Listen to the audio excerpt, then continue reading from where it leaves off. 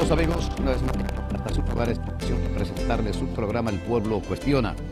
Para hoy nos honra con su presencia una reconocida figura de Puerto Rico, como lo es el señor Orlando López. Orlando López puede hablar de todo, de historia, de política, de arte, de ciencia, de cualquier cosa. Justamente buscamos traerlo a Pueblo Cuestiona para que nos hable de la historia de Puerto Rico. Y realmente quedamos maravillados con lo que él explicó al pueblo dominicano y, por qué no, a Puerto Rico y al mundo sobre lo que es la historia de Puerto Rico. Amigos telespectadores, van a conocer hoy lo que no conocían de la hermana isla de Puerto Rico en la voz de uno de sus más destacados hijos, como lo es el señor Orlando López. Pausamos por unos cuantos segundos para cumplir con nuestros compromisos.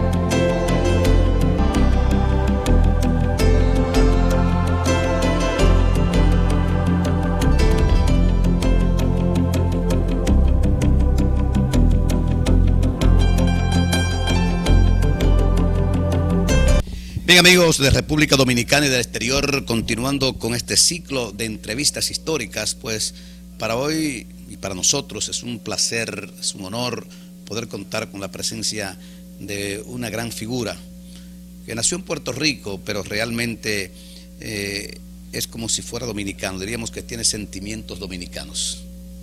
Quisiéramos nosotros que los amigos telespectadores sepan aprovechar lo que nos va a decir este invitado especial. José Orlando López, un hombre que, ¿cómo lo definimos? Un hombre de todo. Se distingue, se destaca en cualquier área, pero a mí me fascina la parte histórica de él, cómo él domina la historia no solamente de Puerto Rico, sino de todo el continente. Y en este programa histórico, El Pueblo Cuestiona la Historia, quisimos nosotros aprovechar su presencia en República Dominicana, que por primera vez viene con 2 o 3 horas, diríamos, disponibles para dedicarla no solamente a sus amigos, sino al pueblo dominicano. Fíjese que nos obliga saludarlo a usted y decirle lo satisfecho que nos encontramos con su presencia en República Dominicana. Fíjese, tal como hemos dicho, tenemos dentro de nuestro espacio El Pueblo Cuestiona, el segmento El Pueblo Cuestiona la Historia. Como uno quiere tanto a Puerto Rico y los puertorriqueños quieren tanto a los dominicanos, se nos ocurrió pues buscarlo a usted, casi secuestrarlo para que nos hable de la historia de ese hermano pueblo de Puerto Rico. ¿Qué usted recuerda, diríamos, si partimos desde el año 1800 hacia acá? Para usted, ¿cuáles han sido los acontecimientos que más han estremecido a su isla, a su pueblo hermoso, querido Puerto Rico? Pues ciertamente cuando miramos sobre todo la historia del siglo XIX y siglo XX, El siglo XIX para la América es el siglo de la liberación. Comienza con Bolívar en el 1810 y culmina eventualmente con la independencia de Cuba ya en el siglo XX, luego de la guerra hispanoamericana. Pero Puerto Rico fue el único pueblo latinoamericano que se quedó en la absoluta indefinición. Ciertamente la historia de Puerto Rico y la historia de la República Dominicana están entrelazadas inexorablemente desde un principio. De hecho, la colonización de Puerto Rico comienza no con el descubrimiento de Cristóbal Colón aquel 19 de noviembre de 1493, sino que realmente comienza con el nombramiento de Juan Ponce de León, para aquel entonces gobernador de la provincia de Salvaleón de Higüey, quien es nombrado gobernador de Puerto Rico y comienza la colonización de nuestra tierra en el año de 1508. Por lo tanto, estamos profundamente vinculados. Y luego toda la serie de situaciones que se dieron entre las luchas entre Obando, las disputas con el rey Fernando y entradas y salidas de Ponce de León de la gobernación. Pero en el siglo XIX, que es el siglo en que nos encontramos los latinoamericanos con nosotros mismos, ya habían transcurrido 3 siglos prácticamente de una creación de una clase criolla, de una cultura criolla. Ya no éramos españoles, ya no éramos africanos, ya no éramos indígenas, éramos un nuevo ente cultural. Y ahí comienza todo este proceso maravilloso que define a cada uno de nuestros pueblos. A Cuba, a la española con Haití y la República Dominicana, y a nuestro pueblo puertorriqueño. Las 3 Antillas que todavía hablamos el español, Cuba, Puerto Rico y República Dominicana, y que nos unen lazos profundos e indisolubles. Y yo creo más, yo creo que el futuro nos augura uniones estratégicas regionales necesarias para la supervivencia de nuestros pueblos. Mi país acabó con su tierra, la sembró de varillas, cemento y asfalto. Y sin tierra no se puede vivir. Pero tenemos todavía a Cuba y a la República Dominicana que en unión con nosotros haremos el sueño ostosiano una realidad, la unión de las Antillas. La unión de las Antillas. Háblanos de Puerto Rico y la colonización, porque realmente yo creo que todos debemos estar enfocados hacia allá. ¿Cuándo logra Puerto Rico que los españoles salgan de esa isla? Bueno, la realidad es que Puerto Rico, en términos de su lucha por liberarse del yugo español, comenzó junto con la lucha latinoamericana. Lo que ocurre es que no había en Puerto Rico una estructura y un estamento criollo lo suficientemente poderoso. Recuerde que Puerto Rico era la más pobre de las Antillas españolas. Puerto Rico no tenía la estructura y de hecho, una de las cosas que es curiosa, si miramos la fusión de nuestras razas hermosas, Puerto Rico es la más blanca. Y es la más blanca porque era la más pobre, porque no tenía los recursos para comprar la riqueza de la raza negra, que ciertamente influyó dramáticamente en Cuba y en la República Dominicana. Nosotros no teníamos esa estructura, pero no obstante, la lucha por la independencia siempre se dio a lo largo de todo el periodo, básicamente hasta la muerte de Bolívar. Pues Bolívar soñaba con la idea de que todos nos uniéramos en ese sueño libertario. Sin embargo, la historia nos llevó al libertador Bolívar en el año de 1830 y su sueño quedó trunco. Pero quedó trunco todo el sueño de Bolívar. Bolívar soñó con una sola América, una América poderosa, una América grande. Pero muchos generalitos comenzaron a parcelarnos la América. Y si la miramos bien, y si la mira usted en un mapa geográfico y no en un mapa político, si la mira usted desde un satélite, no se ven las divisiones. no se ven las fronteras. Las fronteras son artificios que creamos a lo largo de la historia, pero en el fondo nuestros pueblos son uno solo, un solo pueblo latinoamericano. Puerto Rico hizo varios intentos de lograr su independencia a lo largo del siglo XIX. Quizás el más notorio de todos, el más importante, el que Puerto Rico recuerda y conmemora con más cariño, fue el famoso Grito de Lares. El Grito de Lares se da en el año de 1868, que es el año del grito libertario en toda la estructura española. En Cádiz se da el Grito de Cádiz en España, que eventualmente termina con la monarquía de Isabel II. En Cuba se da el Grito de Yara, que es el comienzo de la independencia cubana. Y en Puerto Rico se da el Grito de Lares el 23 de septiembre de ese año de 1868. Pero nuestra libertad duró apenas 24 horas. 24 horas apenas duró. Los revolucionarios, más poetas, más románticos que militares, decidieron en un momento determinado, tan pronto habían logrado la libertad, hacer un Te Deum, una misa para dar gracias a Dios por la independencia. Pero mientras ellos celebraban la misa, los desafectos de la independencia se iban corriendo al próximo pueblo a avisar a los estamentos militares de que había habido el brote, y así acabaron en 24 horas con aquel brote. Una de las cosas más interesantes de ese brote y de esa independencia es que se planifica aquí en la República Dominicana fundamentalmente. Explíquenos eso, por favor. Eso, mire, muy amigos, el maestro Emeterio Betances y Luperón.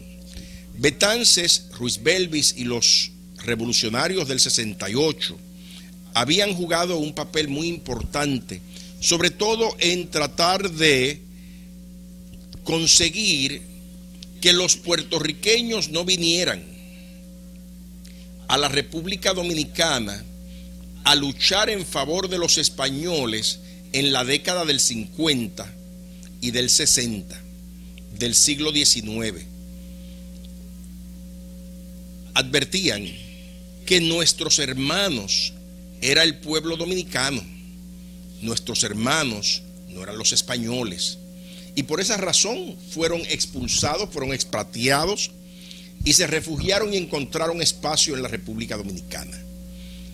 Nuestra primera bandera como nación, como pueblo, es lo que llamamos hoy día la bandera de Lares.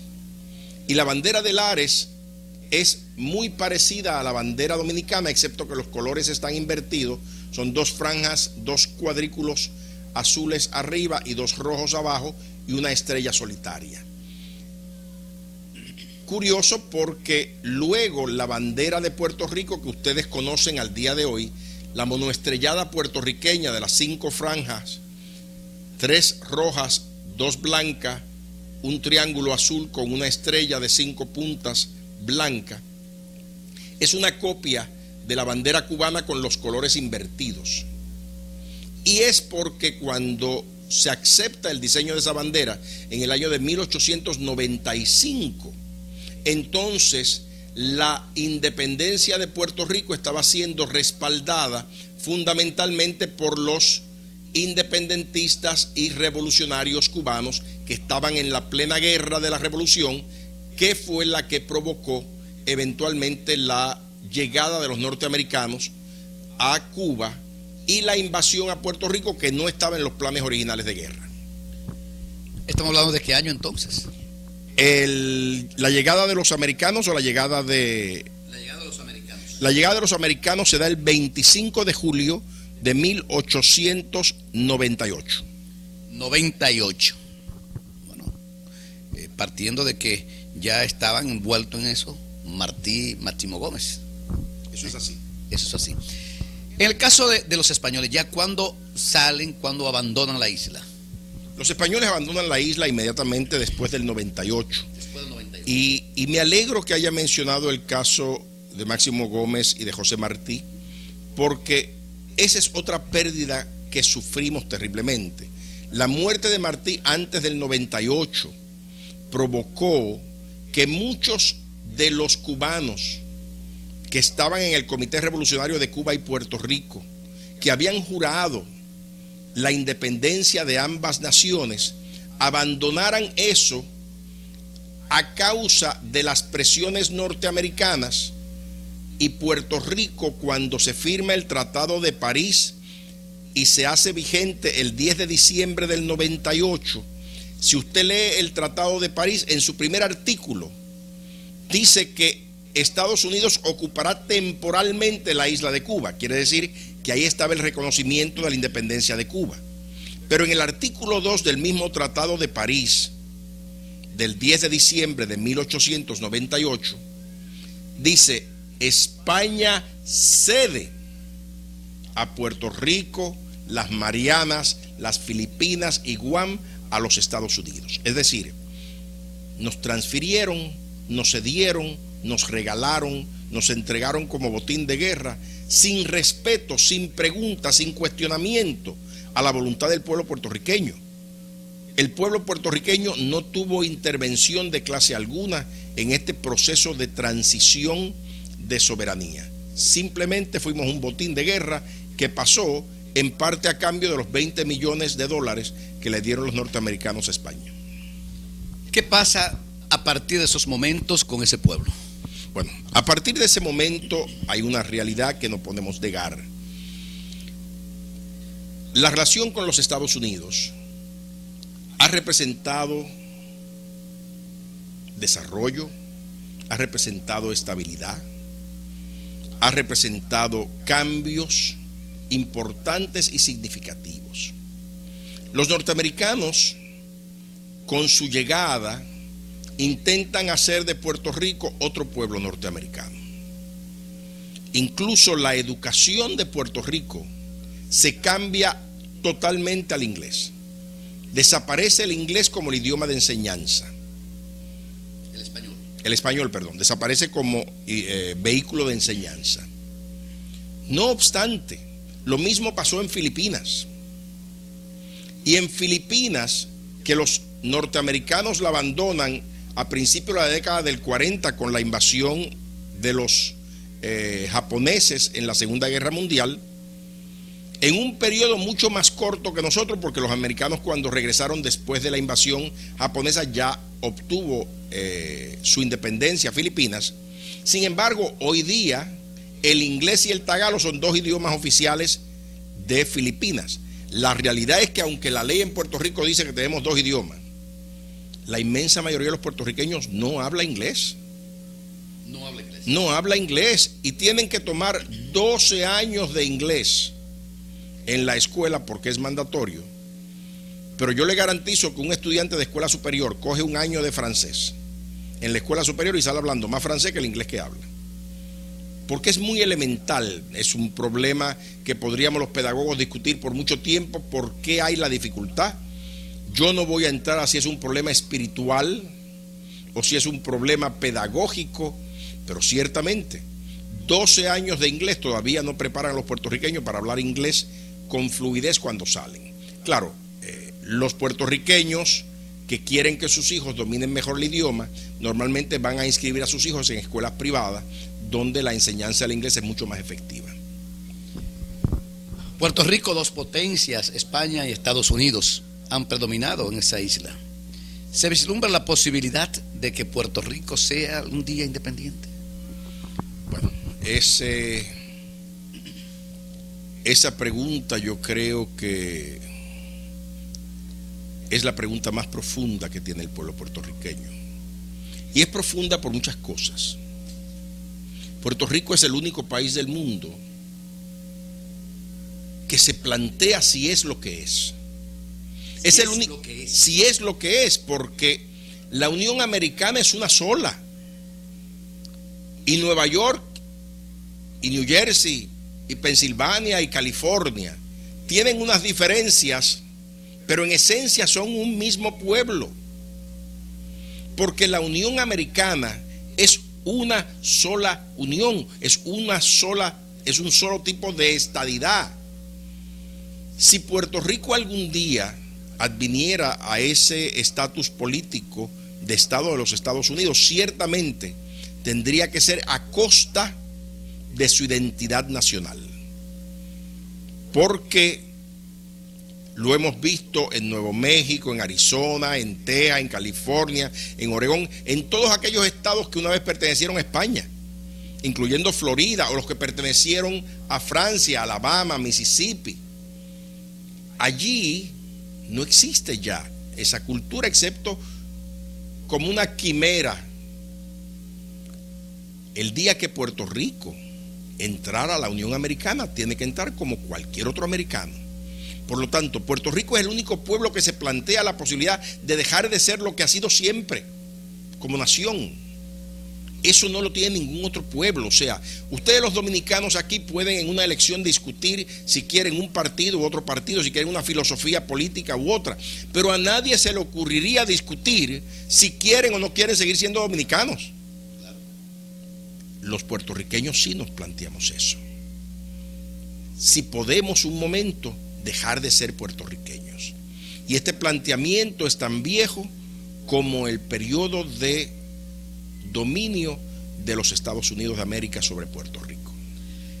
Historiador, los hechos históricos más sobresalientes de Puerto Rico, diríamos a finales del siglo XIX hasta la fecha. Si usted pudiera darnos una síntesis por lo menos de los mismos. Sí, mire, los hechos sobresalientes vendrían siendo, en primer lugar, el cambio de soberanía, 1898. Durante 2 años, Puerto Rico es gobernado por un régimen militar norteamericano. Los norteamericanos tienen que retirar las tropas y establecen un régimen civil mediante la ley Foraker del año de 1900. Pero el gobernador seguía siendo nombrado por el presidente de los Estados Unidos y las cámaras, habíamos en ese proceso perdido la Cámara de Representantes y la Cámara Alta era totalmente nombrada por el gobernador, por lo tanto perdíamos una Cámara de Representación.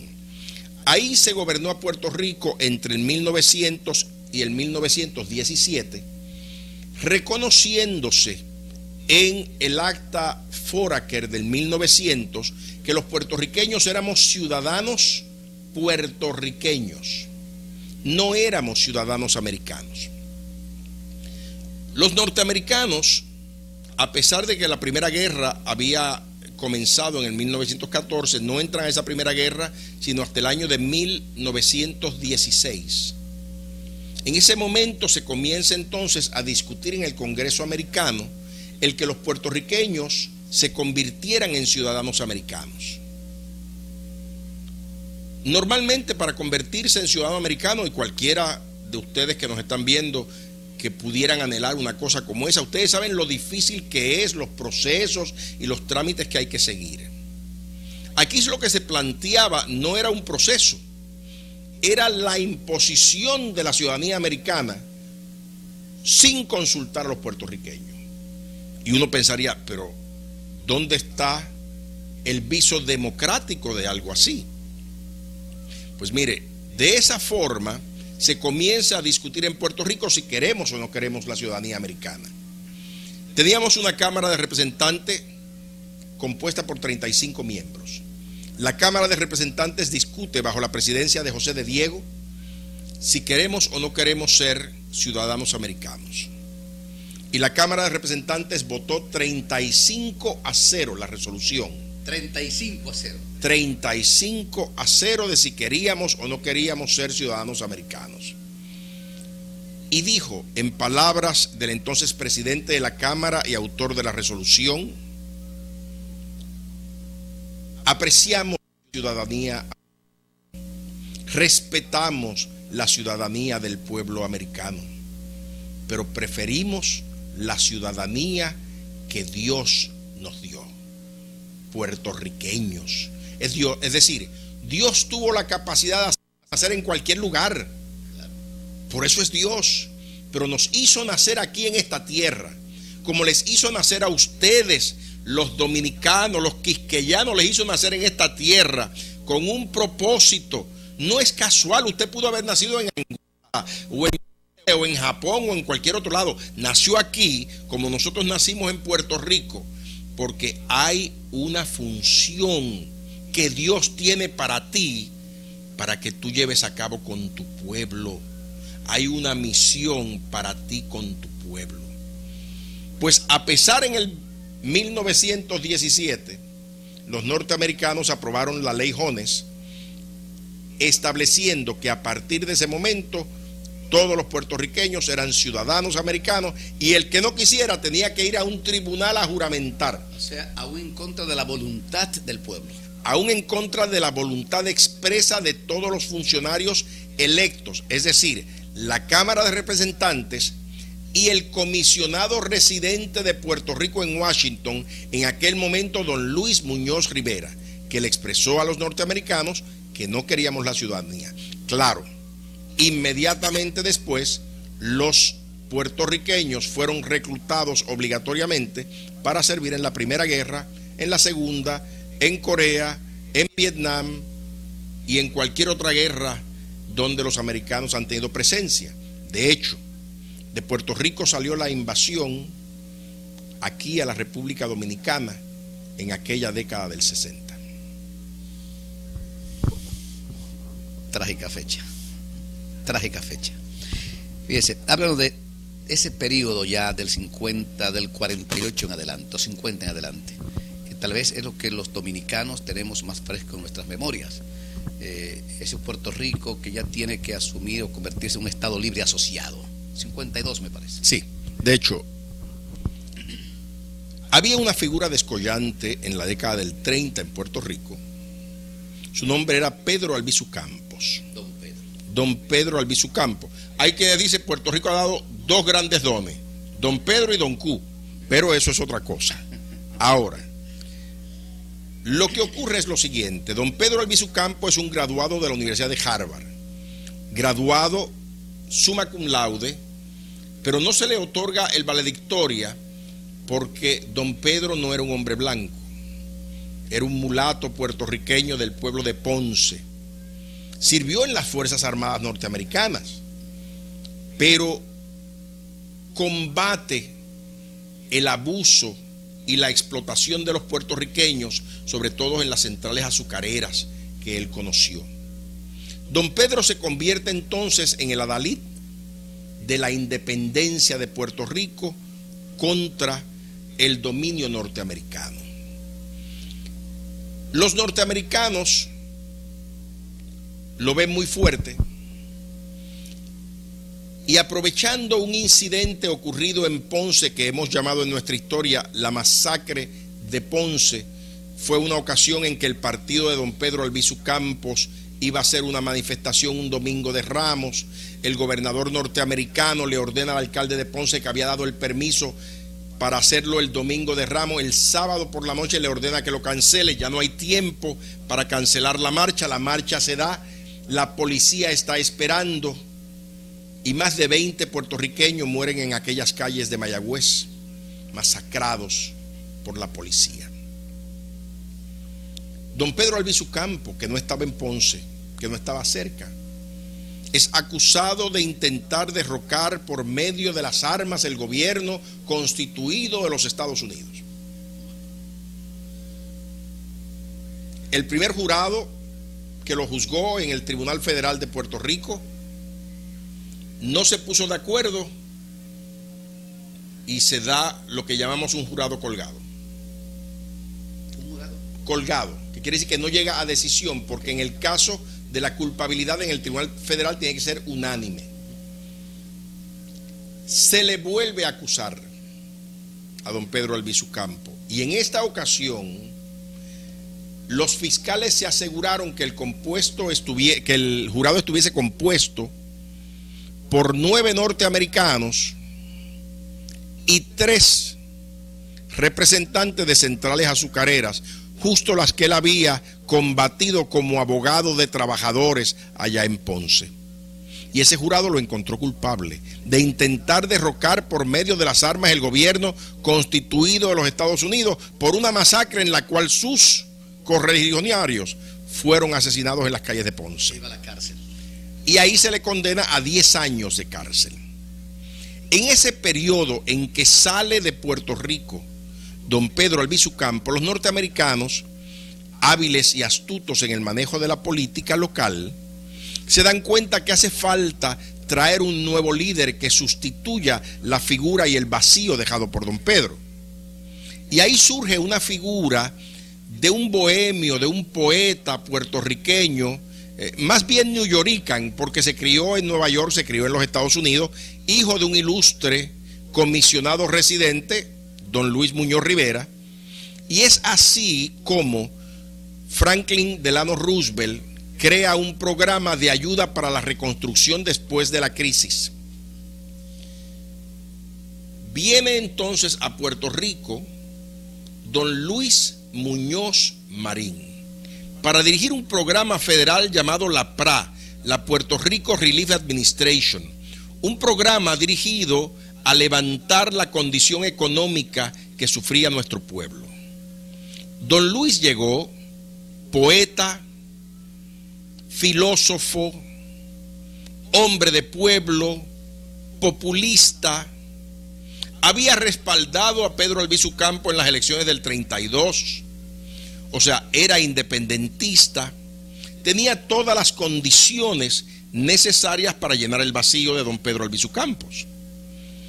Y don Luis Muñoz Marín tenía una habilidad extraordinaria que muchos políticos hoy olvidan. La habilidad extraordinaria de escuchar al pueblo, de sentarse a hablar con la gente. Y todavía más importante, la capacidad extraordinaria de coger los sueños de ese pueblo que están puestos en mofongo y en mangú y en plátano y en tierra húmeda y traducirla en leyes y traducirla al idioma de la política. Y Luis Muñoz logró eso. Funda entonces el Partido Popular Democrático en el 37. Ese Partido Popular Democrático, su lema es pan, tierra y libertad. Pan porque había hambre. Pan, tierra y libertad. Pan, tierra y libertad es el lema del Partido Popular Democrático. Pan porque había hambre, tierra porque el latifundio estaba acabando con nuestra gente y libertad porque era el sueño de todos. Y así acude por primera vez a unas elecciones en el año de 1940 y gana las elecciones. Esas elecciones las gana por una cuantía escasa de votos en el Senado, que era el cuerpo electivo más importante, y don Luis Muñoz Marín es electo presidente del Senado de Puerto Rico, la posición electiva más importante de la isla. No obstante, para 1944, cuando vuelven otra vez a las elecciones, el Partido Popular ganó todos los escaños y puestos públicos a los que postuló algún ciudadano. Absolutamente todos. De ahí en adelante comienza la transformación del Puerto Rico. ¿De qué año estamos hablando? Estamos hablando de 1940 y 44, ya en el 44 cuando él tiene el poder total. Ahí comienza la transformación industrial.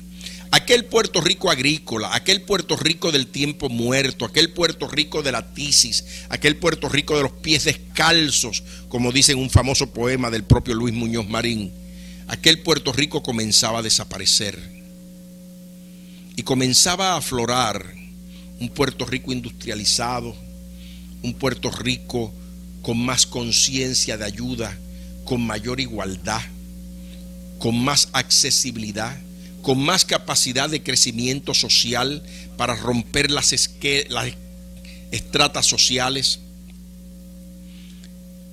Es en ese entonces que don Luis pide un gobernador electivo para Puerto Rico. Ese arreglo estaba hecho con el presidente con el presidente Roosevelt, pero lamentablemente el presidente Roosevelt muere casi a principio de su cuarto término. Y entonces le corresponde a Muñoz negociarlo con el entonces vicepresidente que sube a presidente, que es Harry S. Truman. Truman le ofrece a Muñoz, pues no es problema, yo te nombro gobernador. Pero Muñoz no quería ser gobernador nombrado por el presidente de los Estados Unidos. Muñoz quería ser gobernador electo por el pueblo puertorriqueño. Así que en lo que se hizo la legislación del gobernador electivo del 47, se nombra a un gobernador puertorriqueño y Muñoz pide que nombren, lógicamente, al entonces comisionado residente de Puerto Rico en Washington, don Jesús T. Piñero. Y en el año de 1946, desde 1508, cuando llegó desde la República Dominicana don Juan Ponce de León, es en 1946 que la isla de Puerto Rico por primera vez es gobernada por un puertorriqueño, nombrado por el presidente. De 1508 hasta 1946. Eso es así. Y de hecho, si lo queremos llevar es desde 1505, que es cuando el rey de España nombra el primer gobernador, que es Ñáñez Pinzón, pero que Ñáñez Pinzón nunca llegó a la isla después de ser nombrado. Por eso nosotros reconocemos como nuestro primer gobernador realmente a Juan Ponce de León, porque ese fue el que comenzó la colonización. O sea, más de 3, casi 4 siglos de historia para tener nuestro primer gobernador. Así que ese primer gobernador sale de República Dominicana. El primer gobernador de Puerto Rico salió de la República Dominicana, como le decía ahorita, gobernador en aquel entonces de la provincia de Salvaleón de Higüey, había estado envuelto en una revuelta indígena que combatió con éxito y como premio le dan entonces la gobernación de Puerto Rico. Y es entonces hasta 1946 que tenemos nuestro primer gobernador puertorriqueño. Y en el 1948, Puerto Rico elige por primera vez un gobernador. Y elige a don Luis Muñoz Marín. Curiosamente, se suponía que don Pedro Albizu Campos saliera en el 47 de la cárcel. Los norteamericanos, utilizando ciertos subterfugios, evitaron que don Pedro Albizu Campos regresara a Puerto Rico durante el periodo de postulación para gobernador. No se hubiera postulado don Pedro como quiera. Estaba muy enfermo, las piernas las tenía quemadas, y en aquel entonces don Pedro Albizu decía que los americanos lo estaban bombardeando con unos rayos, y la gente comenzó a rumorar en Puerto Rico que don Pedro estaba perdiendo ya la memoria. Es después del Freedom of Information Act que descubrimos que efectivamente don Pedro Albizu Campos tenía razón. Después del acta de libertad de información de los Estados Unidos, otorgada en la década de los 70. Y descubrimos que efectivamente el gobierno de los Estados Unidos estaba probando la radiación con sus presos federales. Y don Pedro Albizu Campos tenía todas sus piernas quemadas por la radiación que le aplicaban. Claro, eso dicho al pueblo en aquel entonces, el pueblo nunca entendió, o sea, el pobre don Pedro ya está perdiendo la cabeza. Esa es la realidad. Don Pedro no llega para ese periodo. Don Luis Muñoz Marín se postula, don Luis Muñoz Marín es electo en el 48 y sigue siendo reelecto hasta que termina su gobernación por voluntad propia en el año de 1964, cuando ya don Luis dice, ahora le toca a ustedes seguir la obra. Cuando inicia Puerto Rico su actual estatus de Estado Libre Asociado? 52. Bueno, ese estatus se comienza precisamente... Le hago la pregunta realmente porque los dominicanos que amamos a Puerto Rico, que queremos a Puerto Rico, que hemos dado seguimiento a Puerto Rico, y esta misma entrevista pues demuestra hasta la saciedad el interés que tenemos nosotros los dominicanos de empaparnos de la historia, de conocer la historia de ese hermano pueblo, porque tenemos que remontarnos a Hostos también, todo cuanto hizo Hostos por República Dominicana, que nació en Puerto Rico, que nació en Río Caña, que murió aquí y dijo que no quería que esos restos volvieran a Puerto Rico hasta que Puerto Rico fuera libre. Esas fueron sus palabras, por eso descansan sus restos en el altar de la patria, en el panteón de la patria, donde usted pues ha pronunciado unos discursos extraordinarios, ahí me consta, porque lo hemos transmitido, lo hemos presentado nosotros. Pero realmente, Puerto Rico, ¿cuándo comienza su estado actual, su estatus actual de Estado Libre Asociado? ¿Y qué es eso? Sí, le puedo explicar enseguida, no sin antes agradecer una cosa. Un gobernador de Puerto Rico le pidió a la República Dominicana que le devolvieran los restos de Hostos.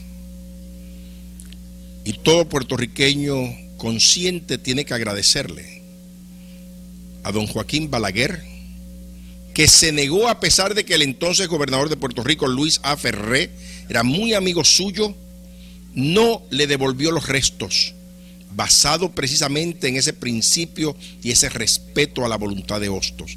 A Balaguer y a su memoria, nuestro reconocimiento por ese hecho.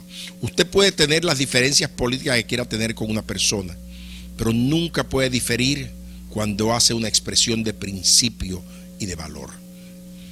Ahora, volvamos al Estado Libre Asociado. El Estado Libre Asociado se aprueba mediante una ley que le ordena a Puerto Rico hacer una constitución. Y eso ubiquémoslo en la historia. En el 1945 se había establecido el cuerpo que hoy llamamos las Naciones Unidas. Y una de las estructuras fundamentales de las Naciones Unidas es el Comité de Descolonización. En ese momento Puerto Rico está anotado como una de las colonias del mundo que el Comité de Descolonización de las Naciones Unidas tiene que procurar su autodefinición, y se requiere que los norteamericanos, como potencia rectora de esa colonia, den informes. Los norteamericanos en ese momento se plantean al mundo como el gran país libertario, la cuna de la libertad de la América. Y es necesario sacar a Puerto Rico de esa colonia porque era una espina en una uña. Así que los norteamericanos aprueban la Ley 600 en el año de 1950, ordenándole a los puertorriqueños hacer una constitución. Pero esa Ley 600 de 1950 no solamente le decía a los puertorriqueños: ustedes tienen que hacer una constitución.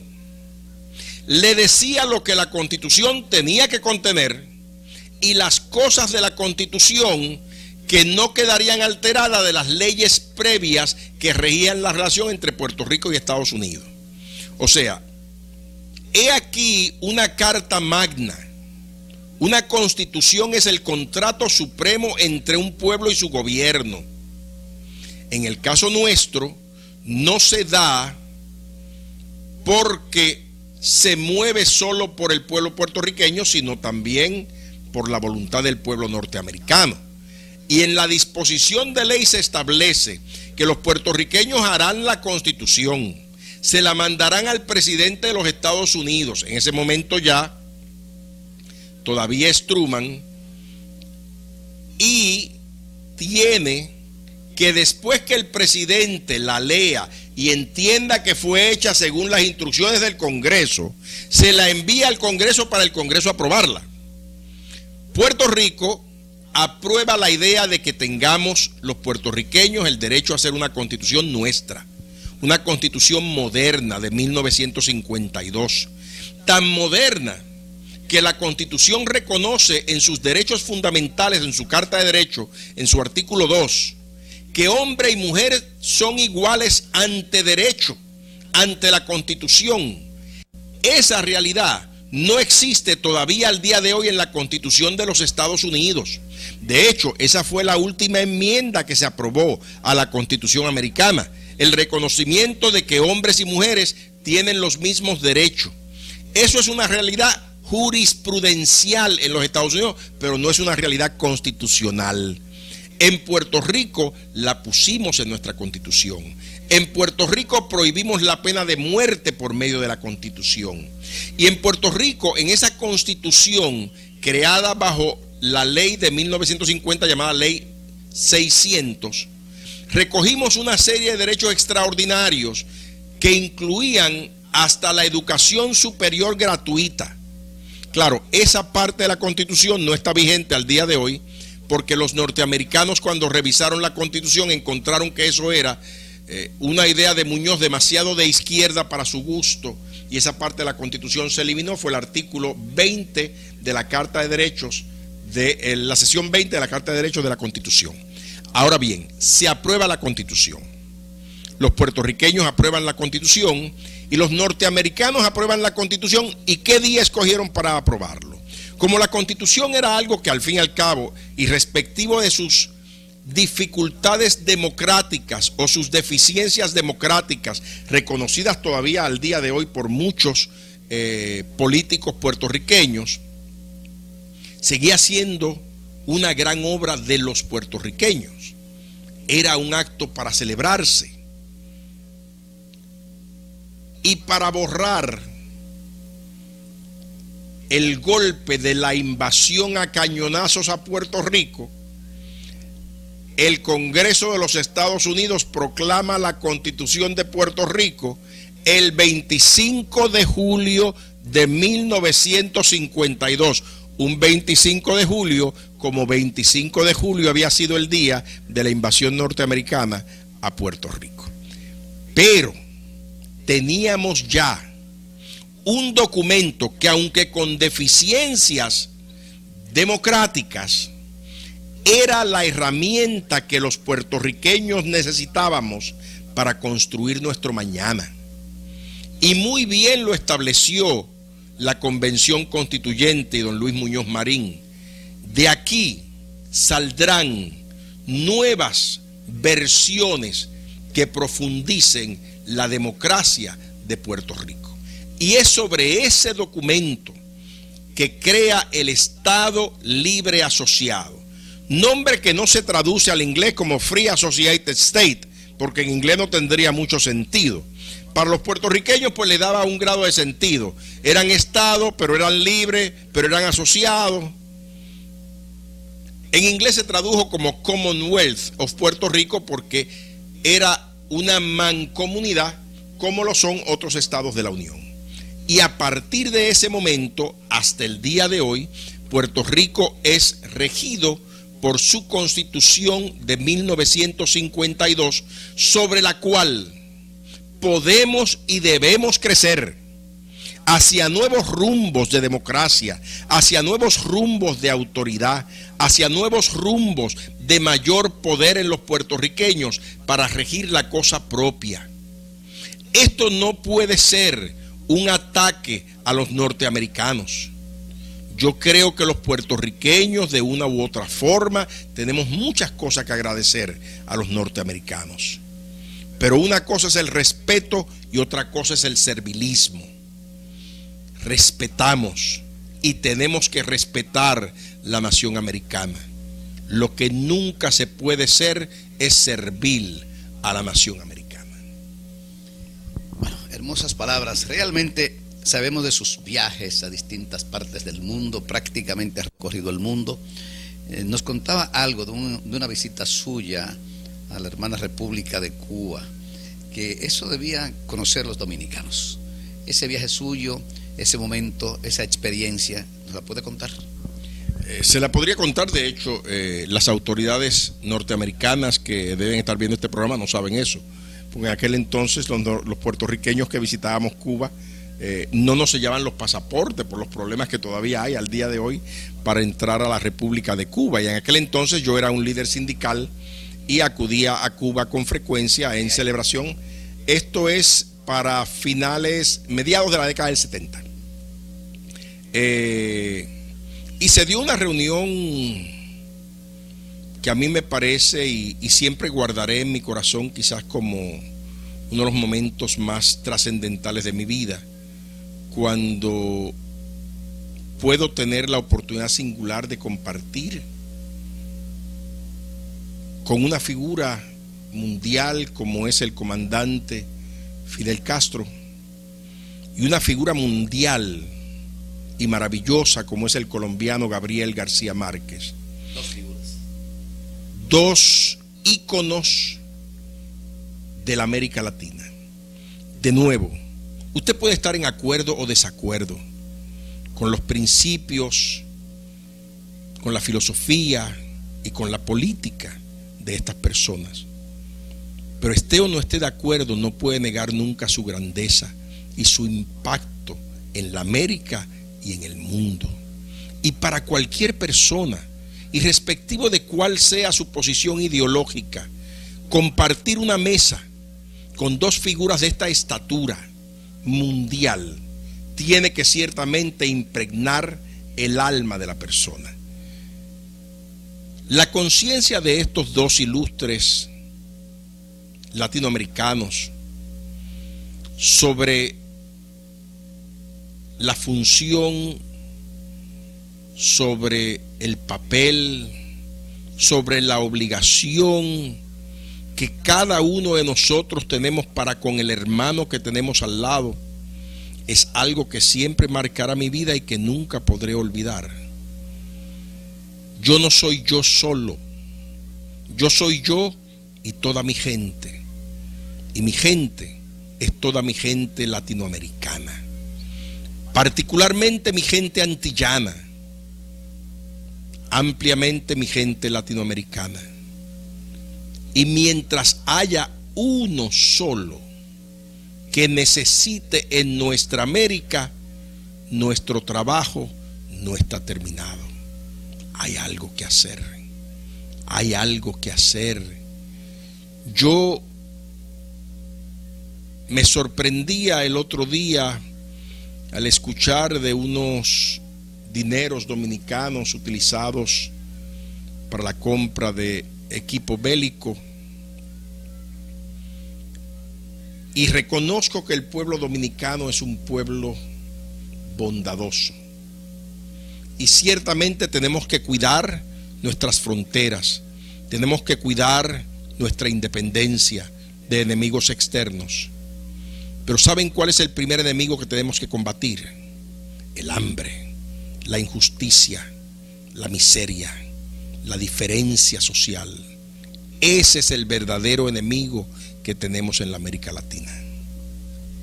Los dos amigos con los que usted compartió, ¿quiénes fueron? Los dos amigos fueron el comandante Fidel Castro y Gabriel García Márquez, Premio Nobel de Literatura, un hermoso colombiano, ambos en el día de hoy muy enfermos, muy enfermos. Se podría decir que sin usted compartir, diríamos, los ideales, su forma de actuar y de pensar de Fidel Castro, usted se siente satisfecho y orgulloso y hasta privilegiado de que el destino, la historia, ha puesto ese momento con esas dos figuras. ¿Había muchas personas o estaban ustedes tres? No, solo estábamos solos, estábamos solos. No vamos a abundar más de qué hablaron estas tres figuras, como lo es nuestro invitado especial de hoy, y Fidel Castro, y el ya famoso mundialmente Gabriel García Márquez. No vamos a investigar. Ya un mensaje final a los dominicanos y a los puertorriqueños. A los dominicanos y a los puertorriqueños solo nos separan gentilicios. El nombre es lo único que nos separa, y un poquito de agua entre nuestras patrias. Somos un solo pueblo. Ustedes fueron fundamental para nosotros por muchos años. Nos dieron espacio, nos acogieron. Cuando más necesitaban nuestros ilustres hombres, ustedes los acogieron. Cuando una figura como Eugenio María de Hostos necesitó refugiar su espíritu en la libertad, la encontró en la libertad dominicana. En este momento, en honor a esos grandes hombres que nos unen, Duarte, Mella, Sánchez, Luperón, Hostos, Betances, en honor a ello, dominicanos y puertorriqueños, sigamos trabajando juntos para el bien de todos. No nos veamos nunca como extranjeros, sino simplemente como hermanos que vivimos cerca. Hermanos que aunque nos separa un pedazo de agua, no somos menos hermanos. Éramos hermanos porque compartimos los taínos. Éramos hermanos porque compartimos los negros que vinieron de África. Éramos hermanos porque compartíamos la colonia española. Y hoy somos hermanos porque compartimos los sueños de mañana de hacer un mejor Puerto Rico y una mejor República Dominicana. Yo sé que pueden y nosotros podemos, pero juntos ese esfuerzo. Gracias del alma, José Orlando López Rodríguez. Esta importantísima comparecencia suya, espacio El Pueblo Cuestiona la Historia. ¿Cuántos datos usted nos ha dado? ¿Cuánto hemos aprendido en el día de hoy de usted? Y cuántos mensajes hermosos usted ha enviado tanto al pueblo dominicano como al pueblo de Puerto Rico. Tenga la completa seguridad que esta comparecencia suya la vamos a usar cuantas veces podamos, porque ha sido tal vez, o sin tal vez, una de las mejores comparecencias que en este segmento, en este ciclo de entrevistas históricas hemos podido hacer.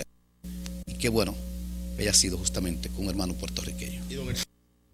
Este espacio de la historia que hay en su programa es un espacio que quiero decirle a todo dominicano, a todo puertorriqueño que nos ve. Tu historia es tuya, la haces tuya. Aprendes si la conoces, si la amas.